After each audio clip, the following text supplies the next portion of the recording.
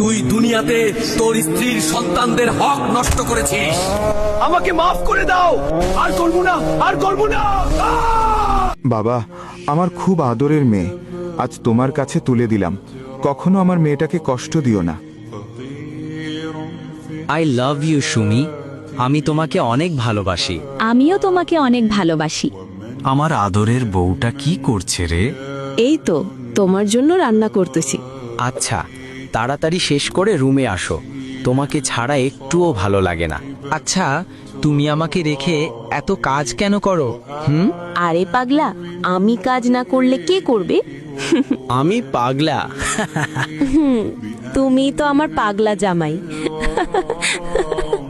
এই তুমি মাছ কাটতেছো, হাত কেটে যাবে তো, ওঠো তাড়াতাড়ি। এই শোনো না, আমার জন্য একটা 3 পিস আইনো তো। আরে কি বলো, শুধু একটা? পুরো দোকান নিয়ে আসবো। আচ্ছা ঠিক আছে, তাহলে আমি যাই। আচ্ছা, সাবধানে যেও। আরে, আমার বউটা কাজ করতে করতে মরেই যাবে। এই, তোমাকে না বলছি কাজ করা লাগবে না? আচ্ছা চলো তো রুমে, তোমাকে ছাড়া ভাল লাগে না। আচ্ছা, তুমি আমাকে কখনো কষ্ট দিবা না তো? কেন জানি ভয় হয়। আরে না, কি বলো তুমি? তুমি আমার সুখ, তুমি আমার দুঃখ, তুমি আমার জীবন, তুমি আমার মরণ। তোমাকে ছাড়া কিভাবে বাঁচবো বলো? আচ্ছা তো বসো, আমি ফ্রেশ হয়ে আসছি। আচ্ছা ঠিক আছে, যাও। আমি মনে হয় আমার জীবনের সঠিক মানুষ পেয়েছি। ও আমাকে কত ভালোবাসে। কি হলো, আজ এত রাত হয়ে গেছে, এখনো আসছে না কেন? কিছু হলো না তো আবার? এই দাঁড়াও, কোথায় ছিলে তুমি? আর তোমার হাতেরটা কি? তুমি আজকেও মদ খেয়েছো? হ্যাঁ খেয়েছি, কি করবি তুই? যদি আমার নেশা করাতে কোনো বাধা দেস তুই, তাহলে তোরে তালাক দিব আমি। এমন কথা বলো না প্লিজ, আল্লাহর দোহাই লাগে। তুমি যদি আর নেশা করো, তাহলে আমি আমার বাবা মাকে ডেকে এনে বিচার করাবো। কি তুই আমার বিচার করবি? খালি আজকের জন্য বেঁচে গেলে তুই। ও এমন কেন হয়ে গেছে? ও তো আমার দিকে এখন আর ফিরেও তাকায় না। আমাকে দেখতে পারে না কেন? আগে তো কত ভালোবাসতো আমায়। অন্য কোনো মেয়ের সাথে পরকীয়ায় জড়িত না তো আবার? এই, কোথায় যাচ্ছ এখন আমাকে না জিজ্ঞেস করে? তোকে বলতে হবে আমি কোথায় যাচ্ছি? যেখানে ইচ্ছে সেখানে যাই। আর কোনো সময় বাধা দিলে মায়ের একটাও নিচে পড়বে না বলে দিলাম। মাকে ফোন দিয়ে সব বলতে হবে। মা, তোমার জামাই আর আগের মতো নেই। নেশা করে, ডাক দিতে গেলে মারতে আসে। মা, টেনশন করিস না, সব ঠিক হয়ে যাবে।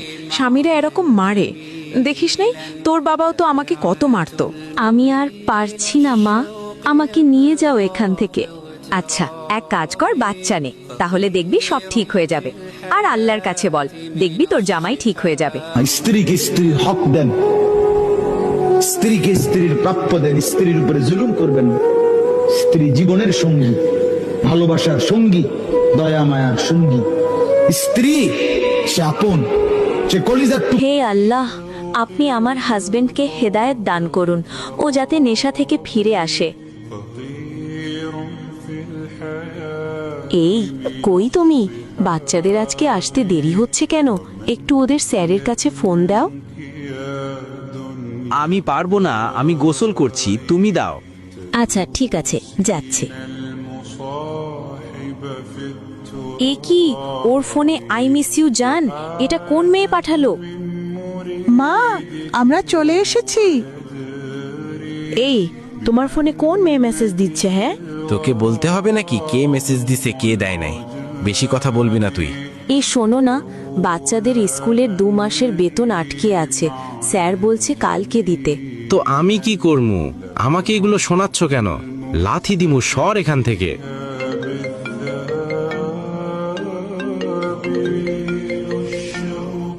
এ কি, সেই মেয়েটা না? হ্যালো, এই মেয়ে, তুমি আমার জামাইকে কল দাও কেন? তুমি জানো না ওর বউ আছে, বাচ্চা আছে? হ্যাঁ জানি, ওর বউ বাচ্চা সব আছে, তবুও আমি তাকে ভালোবাসি, সেও আমাকে ভালোবাসে। এই বেয়াদব মেয়ে আবার হাসে।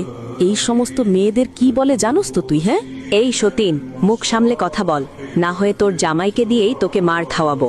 তুই যদি আমার জামাইয়ের পিছ না ছাড়স, তাহলে তোকে আমি দেখে নিব। আরে যা যা, দেখি কোন বালটা ছিঁড়তে পারছস। আগে তুই নিজের দিকে খেয়াল রাখ। শোনেন, যারা বিবাহিত ব্যক্তি হওয়ার পরেও পরকীয়া করেছেন, বিবাহ করার পরেও পরকীয়ার পাপে লিপ্ত ছিলেন বা এখনো আছেন, জেনে হোক না জেনে হোক করেছেন, অথবা এটা জেনে করেছেন যেটা একটা খারাপ কাজ তারপরেও করেছেন, রাসূলুল্লাহ সাল্লাল্লাহু আলাইহি ওয়াসাল্লামের হাদিস এবং আল্লাহ পাকের কালাম অনুযায়ী তাদের শাস্তি হচ্ছে কোমর পর্যন্ত মাটিতে পুঁতে ফেলে পাথর নিক্ষেপ করে রজম করে হত্যা করা। বাবা, আমাকে র্যাকেট কিনে দিবা, আমি খেলবো। গেছো এখান থেকে, র্যাকেট খেলবে শখ কত? হ্যাঁ জান, বলো। তুমি তাড়াতাড়ি আসো তো, আমি পার্কে বসে আছি তো। এত দেরি করছো কেন? তোমাকে কত মিস করছি আমি, জানো পাখি? হ্যাঁ জানি পাখি, তুমি আমাকে অনেক মিস করছো, তাই তো তাড়াতাড়ি আসছি তোমার জন্য। আচ্ছা, তুমি তোমার বউকে তালাক দিবা কবে বলো তো?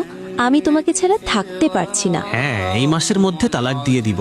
তুমি চিন্তা করো না ডার্লিং, আমি তোমাকেই বউ বানাবো। ওই শয়তান বউটা আর ওর ছাউগুলো তাড়িয়ে দিচ্ছি, একটু অপেক্ষা করো।